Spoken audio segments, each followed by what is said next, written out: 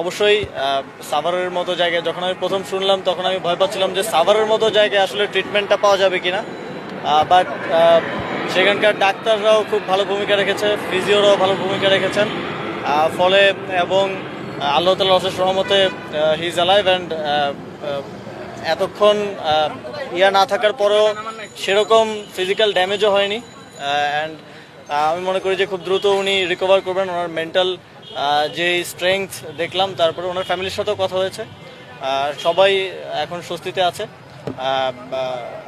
ডাক্তাররা নিয়মিত দেখছেন এবং আশা করি খুব দ্রুতই ক্যাবিনেও ফিরে আসবেন এবং সুস্থ হয়ে আমাদের মাঝে ফিরে আসবেন। এখনও ডাক্তারদের সাথে ফ্যামিলি কথা বলছে, যদি ডাক্তার এ ধরনের কিছু সাজেস্ট করে তাহলে ফ্যামিলি ভাববে সে বিষয়ে। হ্যাঁ, অবশ্যই তামিম ইকবাল আমাদের বাংলাদেশে যারা আমরা যারা ছোটবেলা থেকে ক্রিকেট দেখি, তামিম ইকবাল সহ আমাদের ক্রিকেটকে যারা একটা নতুন ধাপে নিয়ে এসেছে তাদের মধ্যে একজন অন্যতম। সেই জায়গা থেকে দেশের